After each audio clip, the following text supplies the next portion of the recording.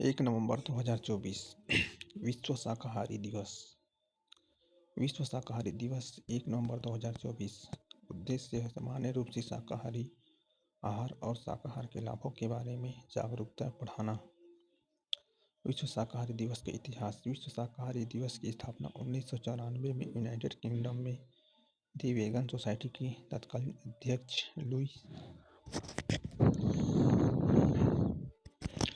Louis Wallis द्वारा संगठन की स्थापना की गई 50वीं वर्षगांठ मनाने के लिए की गई थी। तब से यह शाकाहार के एक अंतर्राष्ट्रीय उत्सव के रूप में विकसित हुआ है, जो दुनिया भर के लोगों को दयालु और टिकाऊ विकल्प चुनने के लिए प्रेरित करता है। पिछले कुछ वर्षों में विश्व शाकाहारी दिवस ने शाकाहार को एक व्यवहार्य और नैतिक जीवन शैली के रूप में बढ़ावा देने में महत्वपूर्ण भूमिका निभाई है, जो जानवरों, ग्रह और मानव स्वास्थ्य की भलाई में योगदान देता है। प्रासंगिक हैशटैग। विश्व शाकाहारी दिवस 2023 के लिए अपना समर्थन साझा करते समय और सोशल मीडिया पर शाकाहार की वकालत करते समय वैश्विक शाकाहारी समुदाय से जुड़ने के लिए इन प्रासंगिक हैशटैग का उपयोग करने पर विचार करें।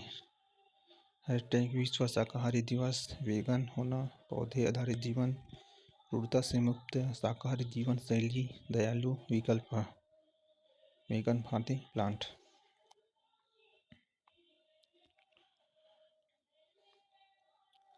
भारत की म्यांमार नीति।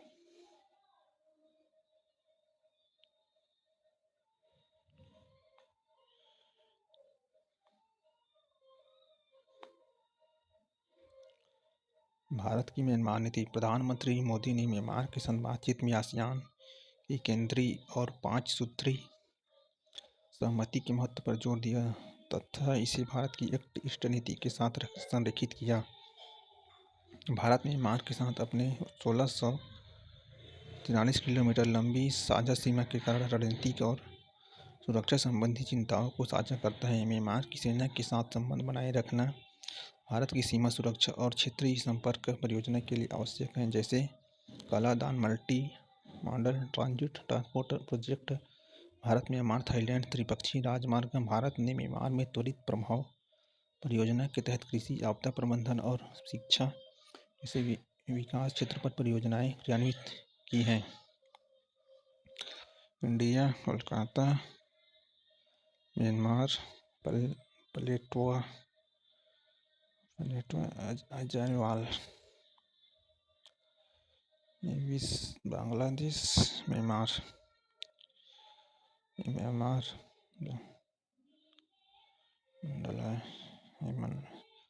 India, Myanmar, Thailand.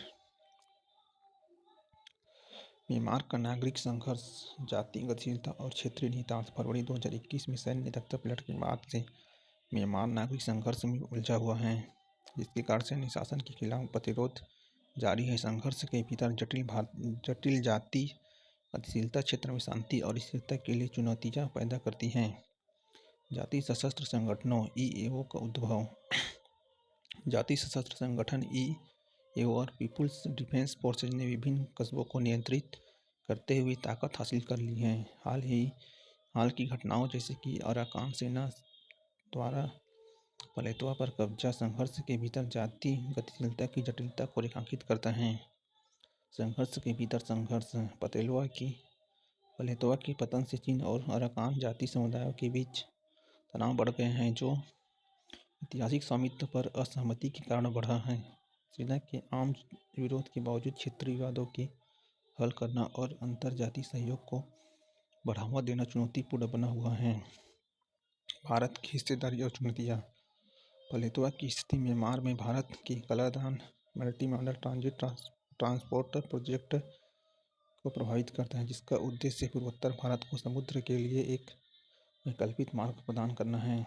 कालादान परियोजना के कार्यान्वयन में देरी के लिए सुरक्षा चुनौती और स्थानीय जातीय भावनाओं को जिम्मेदार ठहराया जाता है, जो भारत के क्षेत्रीय कनेक्टिविटी लक्ष्य के लिए चुनौतियां पैदा करता है। चीन का प्रभाव और निवेश। कथित तौर पर चीन द्वारा समर्थित अराकान सेना म्यांमार में भारत के हितों के लिए प्रतिस्पर्धा करती है। बुनियादी ढांचा परियोजनाओं और ऊर्जा पाइपलाइनों सहित निर्माण में चीन की आर्थिक उपस्थिति उसे अपने आर्थिक एजेंडों से जुड़े अभिनेताओं का समर्थन करने का लाभ देता है, जो संभावित रूप से भारत के रणनीतिक हितों को कमजोर करती है। भारत की सहभागिता रणनीतियों के निहितार्थ म्यांमार जैसे संघर्ष प्रभावित क्षेत्रों में भारत की बाहरी भागीदारी क्षेत्रीय स्थिरता पर इसके प्रभाव के संबंध में जांच का सामना कर रही है। मानवीय और विकास सहायता के साथ अपनी सीमाओं पर सशस्त्र समूह के साथ जुड़ाव को संतुलित करना भारत के रणनीतिक हितों के लिए महत्वपूर्ण है। कराधान परियोजना के सामंत आने वाले चुनौतियां क्षेत्र में जातीय गतिशीलता, सैन्य संघर्ष और राजनीतिक प्रतिद्वंदिता से निपटने के में व्यापक विशेषज्ञता की आवश्यकता पर प्रकाश डालती हैं। म्यांमार में नागरिक संघर्ष जो जटिल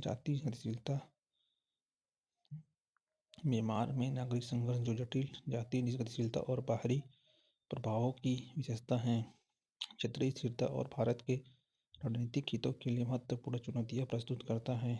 इन चुनौतियों से निपटने के लिए सूक्ष्म सहभागिता रणनीतियों की आवश्यकता है, जो क्षेत्र में शांति, विकास और कनेक्टिविटी को बढ़ावा देने के प्रयासों के साथ सुरक्षा चिंता को संतुलित करे। दी policy of data based policy making.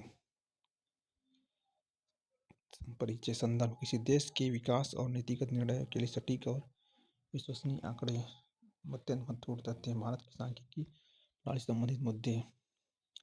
Bharat की सांख्यिकी प्रणाली की सटीकता, गुणवत्ता और तटस्थता पर आलोचनाएं की गई हैं, विशेष रूप से विलंबित जनगणना डेटा और राष्ट्रीय नमूना सर्वेक्षण (NSA) रिपोर्ट के संबंध में। अर्थशास्त्री इन चिंताओं के समाधान के लिए स्वतंत्र एवं पारदर्शी डेटा संग्रहण एवं विश्लेषण की मांग करते हैं।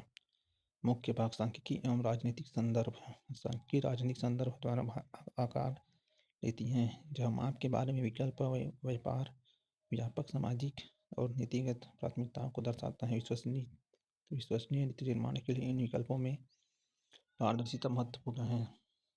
उदाहरण: जन धन योजना के तहत रिकॉर्ड संख्या में बैंक खाता खोले गए, हालांकि कुछ नागरिक, खास तौर पर आदिवासी इलाकों में, निरक्षरता और खराब दस्तावेज जैसे समस्याओं के कारण अपने खातों तक पहुंच नहीं पाते। सांख्यिकी लक्ष्य और विकास उद्देश्यों के बीच विसंगति। केवल मात्रात्मक लक्ष्य को पूरा करना ही प्रभावी विकास परिणामों के बराबर नहीं है। उदाहरण: ई श्रम डेटाबेस असंगठित श्रमिकों को सहायता प्रदान करने के लिए निर्मित। इस डेटाबेस में स्व घोषणा के कारण कई अयोग्य व्यक्ति शामिल हैं, जिससे यह चिंता उत्पन्न होता है कि क्या यह अपने लक्षित जनसांख्यिकी वर्ग की प्रभावी रूप से सेवा कर रहा है। पीएम गरीब कल्याण योजना। वैश्विक भूख सूचकांक पर भारत की खराब रैंकिंग के बावजूद खाद्यान्न वितरण पर ध्यान केंद्रित करना सांख्यिकी संकेतकों और जमीनी हकीकत के बीच अंतर को रेखांकित करता है। डिजिटल डेटा और पहुंच की नतीजा। डिजिटल डेटा संग्रहण के बढ़ने से डेटा पारदर्शी से जटिल हो जाती है, क्योंकि अधिकांश डेटा राज्य नियंत्रित केंद्रों में रखा जाता है, जो केवल सरकारी निकाय और उनके साझेदारी के लिए ही सुलभ होता है। गोपनीयता और पहुंच। हालांकि डेटा की गोपनीयता अक्सर बनाए रखी जाती है, लेकिन जवाबदेही सुनिश्चित करने के लिए नागरिकों और शोधकर्ताओं के लिए यह डेटा शायद ही कभी सुलभ हो पाता है। निजी कंपनियों के विपरीत, जो वाणिज्यिक जानकारी के लिए डिजिटल डेटा का उपयोग करती हैं। तीसरा, आगे का रास्ता। नागरिक कल्याण के लिए डेटा पर पुनर्विचार करें। कच्चे आंकड़ों पर ध्यान केंद्रित करने के बजाय ऐसे आंकड़ों को प्राथमिकता दी जानी चाहिए जो नागरिकों के अनुभवों को प्रतिबिंबित करता है, जैसे कि गरीबों के लिए वित्तीय सेवाओं की वास्तविक पहुंच को मापना। समावेशी एवं पारदर्शिता। डेटा प्रणाली डिजाइन में नागरिक समाज को शामिल करें और सहयोगात्मक संरचनाओं को बढ़ावा दे, ताकि यह सुनिश्चित हो सके कि डेटा केवल सरकारी या कॉर्पोरेट लक्ष्यों के लिए ही नहीं, बल्कि सार्वजनिक हितों के लिए भी काम करें। समग्र डेटा संग्रहण दृष्टिकोण। डेटा संग्रहण को एक सामाजिक राजनीतिक प्रक्रिया के रूप में मान्यता देना तथा समय एवं समग्र एवं नागरिक केंद्रित सांख्यिकीय प्रणालियों के लिए सामाजिक, वैज्ञानिक, नागरिकों और कार्यकर्ताओं की अंतर्दृष्टि स्वागत करना। Japan's Mount Fuji stay snow cap free for longer than even before. Fuji पर्वत। माउंट फूजी, जिसे जापान में फूजिसन के नाम से भी जाना जाता है, यह जापान के सबसे ऊंचे पर्वत होन्शु द्वीप पर स्थित एक सक्रिय स्ट्रेटोवोल्केनो है जो हर साल 5 महीने तक बर्फ से ढका रहता है।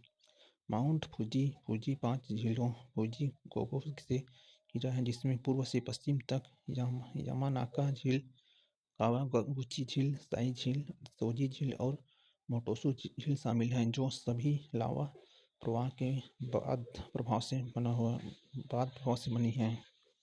फूजी पर्वत। यह फूजी हाकोन-इची राष्ट्रीय उद्यान का हिस्सा है और जापान में इसका गहरा सांस्कृतिक और धार्मिक महत्व है। इसे 3 पवित्र पर्वतों में से एक और सदियों से एक पवित्र स्थल माना जाता है। एक निष्क्रिय लेकिन सक्रिय ज्वालामुखी के रूप में माउंट फूजी की स्थिति इसके रहस्य को और बढ़ाती है। 1707 में हुए अंतिम विस्फोट ने परिदृश्य पर अपनी छाप छोड़ी और इस क्षेत्र की भूवैज्ञानिक समझ को प्रभावित करना जारी रखा।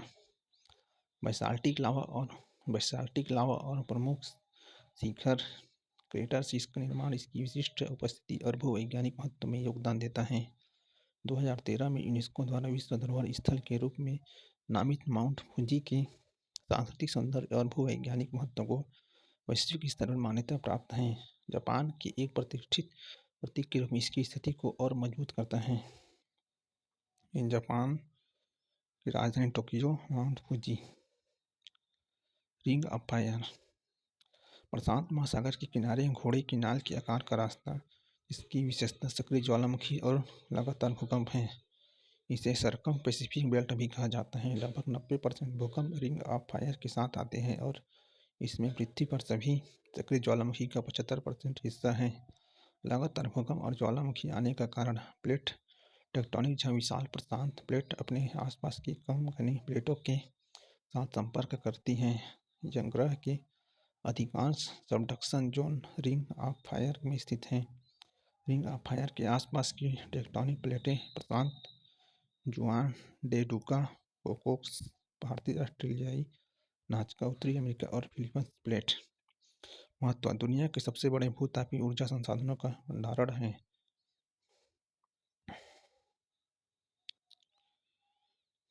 माउंट फूजी के बारे में निम्नलिखित कथनों पर विचार करें। यह जापान के सबसे ऊंचे पर्वत होन्शु द्वीप पर स्थित एक निष्क्रिय स्ट्रेटोवोल्केनो है। गलत। कौन से गलत हैं? पहला गलत है। दूसरा, इसे 2023 में यूनेस्को द्वारा विश्व धरोहर स्थल के रूप में नामित किया गया। दूसरा सही है।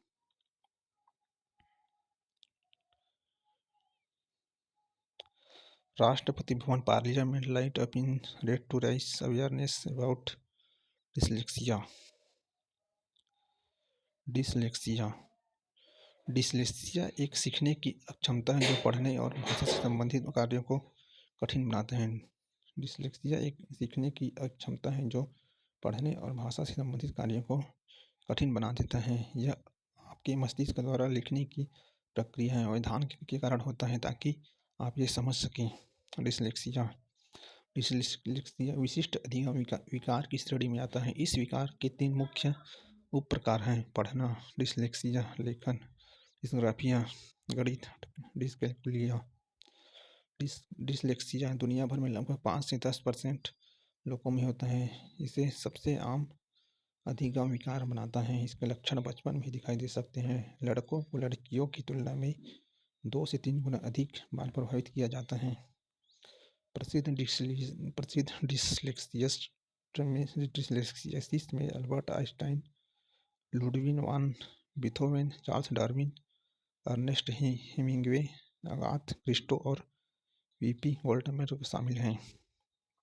डिसलेक्सिया के कारण। डिसलेक्सिया का सटीक कारण स्पष्ट नहीं है। आनुवंशिक डिसलेक्सिया अत्यधिक आनुवंशिक है और परिवार में चलती है। यह माता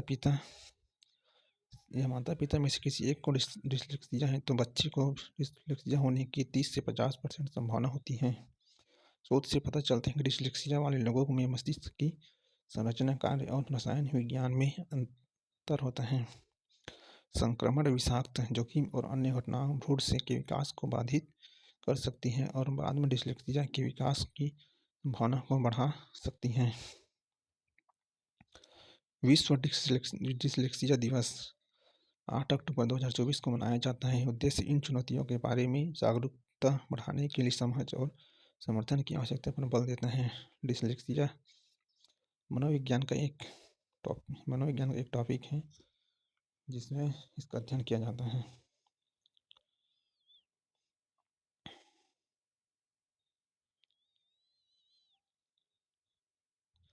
राष्ट्रपति भवन पर limit light up in red to raise awareness about dyslexia. Taare Zameen पर फिल्म में दिखाया गया है। तारे जमीन फिल्म पर है। डिसलेक्सिया के बारे में लिखित कथनों पर विचार करें।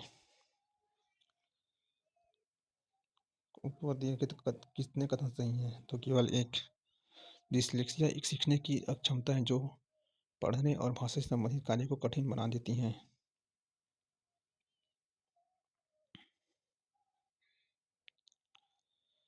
Prime minister Shri Narendra Modi lays foundation stone and inaugurated various development projects worth Rs 4,900 crore in Amreli Gujarat. Mission Amrit Sarovar. प्रधानमंत्री ने 24 अप्रैल 2022 को एक नया मिशन अमृत सरोवर लॉन्च किया। मिशन का उद्देश्य भविष्य के लिए जल संरक्षण करना है। मिशन का उद्देश्य आज़ादी का अमृत महोत्सव के उत्सव के एक हिस्से के रूप में देश के प्रत्येक जिले में 75 जल निकायों को विकसित और पुनर्जीवित करना है। मिशन अमृत सरोवर। इस मिशन को पूरे सरकारी दृष्टिकोण के साथ शुरू किया गया है जिसमें 6 मंत्रालय अमलिक विभाग शामिल हैं। ग्रामीण विकास विभाग, भूमि संसाधन विभाग, पेयजल एवं स्वच्छता विभाग, जल संसाधन विभाग, पंचायती राज मंत्रालय, वन पर्यावरण एवं जलवायु परिवर्तन मंत्रालय। मिशन अमृत सरोवर मिशन राज्यों और जिलों के माध्यम से काम करता है जिसमें राज्यों की योजनाओं के अलावा महात्मा गांधी नरेगा, 15वें वित्त आयोग अनुदान और पीएम कृषि सिंचाई योजना, उप योजनाओं और वाटर सेट विकास घटक पर हर खेत को पानी पर फिर से ध्यान केंद्रित किया जाता है। मिशन इन प्रयासों की पूरक के लिए नागरिक और गैर सरकारी संसाधनों को जुटाने को प्रोत्साहित करेगा। मिशन अमृत सरोवर 15 अगस्त 2023 तक पूरा किया जाना है। देश में ऐसे लगभग 50,000 अमृत सरोवर बनाए जा सकते हैं। मिशन में लोगों की भागीदारी केंद्र बिंदु है। स्थानीय स्वतंत्रता सेनानियों, उनके परिवारों के सदस्यों, शहीदों के परिवार के सदस्यों, पद्म पुरस्कार विजेताओं और स्थानीय क्षेत्रों के नागरिकों को सभी चरणों में शामिल किया जाएगा जहां अमृत सरोवर का निर्माण किया जाना है। मिशन अमृत सरोवर से निम्नलिखित कथनों पर विचार करें। कौन से कथन गलत हैं? केवल कथन एक। प्रधानमंत्री 24/2020 को एक मिशन अमृत सरोवर लॉन्च किया था। 24 अप्रैल 2022 को लॉन्च किया था। दूसरा मिशन का उद्देश्य आज़ादी का अमृत महोत्सव के उत्सव के एक हिस्से के रूप में देश के प्रत्येक जिले में 75 जल निकायों का विकास और कायाकल्प करना है। दूसरा सही है। कौन से कथन गलत है? केवल एक।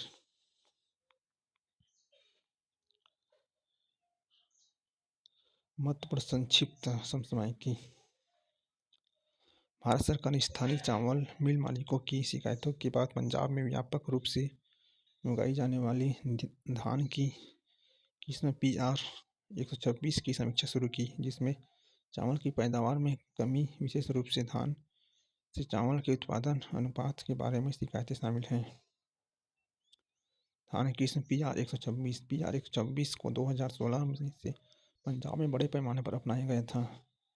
उपज संबंधी चिंताएं। चावल मिल मालिकों ने OTR में 4 से 5% की कमी की रिपोर्ट की है जिसके परिणाम स्वरूप चावल की पैदावार कम हुई है, लगभग 5 किलोग्राम प्रति क्विंटल। आंतरिक दोष। कथित मुद्दों में टूटे हुए दाने शामिल हैं जो संभवतः जल्दी कटाई के कारण और PR 126 के रूप में बेची जाने वाली संकर किस्मों के कारण हैं। केंद्र सरकार ने हाइड्रोपोनिक्स, एक्वापोनिक्स, वर्टिकल फार्मिंग और प्रिसीजन एग्रीकल्चर जैसी उन्नत कृषि तकनीकों को शामिल करके बागवानी के एकीकृत विकास मिशन का विस्तार करने का निर्णय लिया है। बागवानी के एकीकृत विकास मिशन भारत सरकार द्वारा शुरू की गई MIDH एक केंद्रीय प्रायोजित योजना है जो बागवानी क्षेत्र को बढ़ावा देने के लिए स्थापित की गई। मंत्रालय कृषि और किसान कल्याण मंत्रालय के तहत कार्यान्वित किया गया।